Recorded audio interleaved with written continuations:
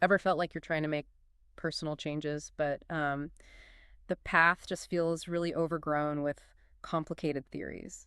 Or maybe you just don't even know where to begin. Yeah, it can feel overwhelming sometimes. Exactly. So today we're doing a deep dive into what seems like a really powerful toolkit for inner growth, something practical. Okay.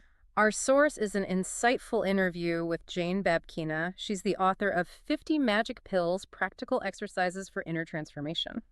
Magic pills, huh? Sounds intriguing. It does, right. So our mission today is to really understand what these magic pills actually are, how they work, and, most importantly, how you can apply them, how you can create some real lasting change. Right, moving beyond just the idea to the actual doing. Precisely. Okay, let's really dig into this. So that title 50 Magic Pills, it definitely grabs you, suggests maybe an easy fix. You'd think so, but Babkina is quite clear straight away. Yeah, she makes it clear these aren't like passive solutions you just swallow. No.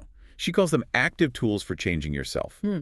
The idea is uh, like a medical pill tackles a physical thing. These tackle inner problems actively. And the foundation for these tools sounds pretty solid. She has, what, 15 years of practice? 15 years, yeah. Psychology, coaching, working with literally thousands of clients. Wow, so these aren't just theories pulled out of thin air. Not at all. She really emphasizes that every exercise has been tested in practice. Okay. And they draw from different, proven methods, things like cognitive behavioral therapy. CBT, right. Yeah, CBT, and also Eastern mindfulness practices. So it's a real blend. That's not just philosophy then, it's methods that have actually worked for people. Exactly. What's genuinely fascinating here isn't just the active tools bit, but how she gets someone to shift, from just reading about self-help to actually doing something. Right, not waiting for an answer, but taking steps. Precisely. It's about giving tangible, actionable things to do. Yeah. And the power of combining something structured like CBT. Which helps you reframe thoughts. Exactly. Identifying and reframing. Combining that with mindfulness. Which is more about awareness, acceptance. Right. Present moment awareness, non-judgmental observation. That combination, that synthesis, I think that's what makes these pills potentially so effective. So you get tools to change your thinking and ways to manage your internal state. That's the idea. It offers both. That blend does sound really comprehensive. So, okay, if they're real tools, what makes them so easy to use for, everyday life? Well, she designed them specifically for independent use. Each one has a really clear step-by-step plan. Okay, like instructions. Exactly. Simple instructions.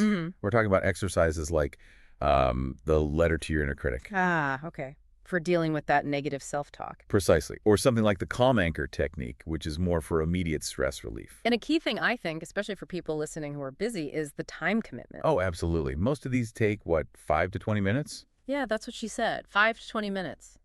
So you don't need like hours set aside or any special preparation. No complex techniques to master first. Right. Like the examples she gives seem incredibly simple. The gratitude journal. Yeah, just jotting down 3 things you're grateful for each evening. Simple. Or the 5-4-3-2-1 technique for anxiety. That's a great grounding technique. Find 5 things you see, 4 you hear.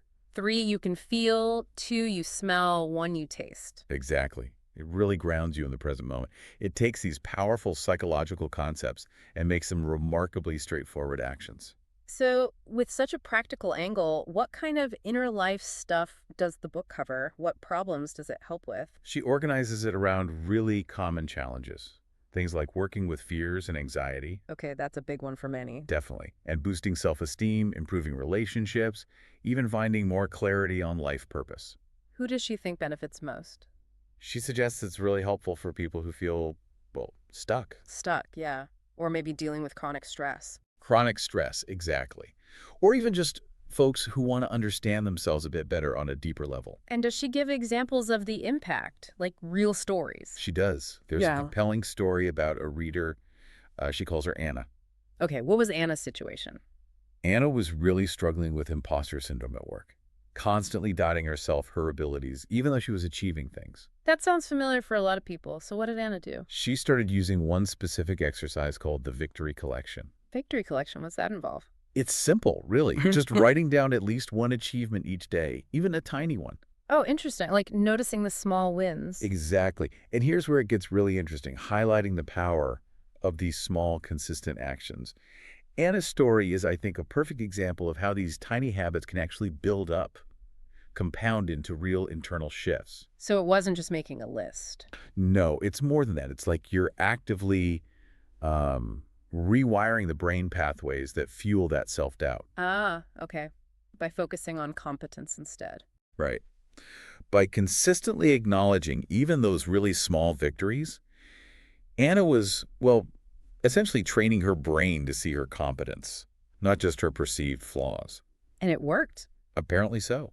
After just a month, that buildup, that cumulative effect, it helped her build real self-efficacy, tangible confidence. Enough to ask for a promotion. Enough to ask for it, and she got it. Wow. It's a pretty powerful illustration of how small, consistent daily actions can genuinely change how you see yourself and then, well, change your actual results in the world. That cumulative effect, yeah, that's what makes this sound different. So what really sets 50 Magic Pills apart from, the tons of other self-help books out there? I think Babkina really hammers home the practicality and the structure. Structure. How so? Well, each exercise isn't just a vague idea.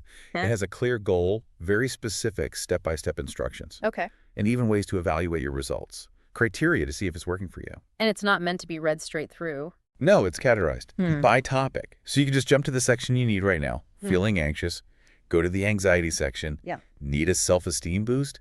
There's a section for that. That makes sense. What about how often you should do them? Is it a daily thing? She makes a useful distinction there. Yeah. Some techniques, like square breathing for stress, Yeah. those can work almost instantly. Yeah. You feel stressed, you do it, you feel calmer. Right. Immediate relief. But others, especially the ones aimed at building habits like self-esteem or changing deeper patterns, those need regular practice, often for several weeks. Okay, so it's not all instant fixes. Definitely not. Her core advice is actually to choose just 2 or 3 exercises that resonate with you. Only 2 or 3. Yeah, start small, commit to those for about a month, see how it goes, then maybe think about adding others. That sounds much more manageable than trying to do like 10 new things at once. Exactly. It directly addresses why people often give up on self-help stuff, trying too much too soon. It's actually a really smart strategy, I think, because it just acknowledges how humans work, right? How habits form. Yeah, overwhelming yourself usually backfires. Totally. So many books just throw everything at you. Babkina's approach tries to minimize that friction, that resistance to starting, and, importantly, keeping it going. Make it easier to build momentum. Precisely. By suggesting just a few tools for a month, she's kind of engineering success, leveraging that principle of habit formation through small, achievable steps, So the whole process feels less like climbing a huge mountain. and more like a series of manageable daily or weekly actions, which is absolutely key for sticking with it long term. That definitely makes sense for fitting it into a busy life. Now, obviously, we need to talk about limitations, precautions. This isn't a cure-all, right? No, absolutely not. When should someone maybe step back from a book like this and seek professional help? Or use it alongside therapy? Babkina is very direct about this, which is important. She says clearly that if you're dealing with serious depression, trauma, or other significant mental health issues, Right. then the book is meant as a supplement to professional therapy, not a replacement for it. Okay, so it can be part of the picture, but not the whole picture in those cases. Exactly. And she stresses self-awareness, too. If you try an exercise and it causes really strong discomfort or feels totally overwhelming, Then stop. yeah, it's better to skip it. Or better yet, talk to a professional about why it might be bringing that stuff up. At this point, it really brings up a vital discussion about responsible self-help. Yeah, knowing the limits. Exactly. These tools can be incredibly empowering for personal growth, for managing everyday stuff. But it's so important to recognize when a challenge goes beyond what self-guided techniques can or should address. Understanding your own boundaries, noticing if you're having sustained negative reactions, and knowing when to reach out for proper clinical care that's not weakness. No, it's smart. It's an act of, well, profound self-compassion and wisdom, really. This book offers a great framework for many people, but it's absolutely not a substitute for professional mental health care when that's needed. That's a really crucial distinction to make. So for anyone listening who's maybe just starting out on this journey of inner transformation, what was Jane Babkina's final advice? Her closing advice is actually really encouraging and very practical. Okay. He basically says, start small, be patient with yourself, don't try and overhaul your entire life overnight. Right, resist that urge. Yeah. Choose just one simple exercise, Yeah. maybe that gratitude journal or the 5, 4, 3, 2, 1 thing, and just commit to doing it for a week. See how it feels. Just a week. Just a week to start. And crucially, don't expect instant miracles. Real, lasting change. That happens gradually. It builds through that consistent effort we talked about. Makes sense. Slow and steady. Exactly. And she leaves us with this really positive thought. Just by thinking about self-development, just by seeking out resources like, well, like this deep dive, You're already making progress. you're already taking a huge, important step. That awareness, that intention, that, she says, is already half the success. I like that framing. So what does this very practical approach mean for you listening right now? Well, it seems 50 Magic Pills offers this toolkit that's practical, accessible, and uniquely structured for inner transformation. Yeah, the emphasis is really on consistent, active engagement, not just passively hoping for change. And it makes that consistency feel achievable through these short, focused exercises. The core message seems clear.